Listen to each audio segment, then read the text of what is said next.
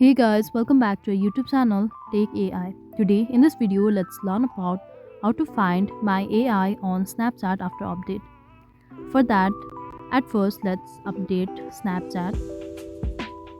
For that, let's get into Play Store app and simply search for Snapchat. And on the right, if you see update button, simply tap on that to update. And since my Snapchat is already updated, now let's get back to Snapchat app. So here it is.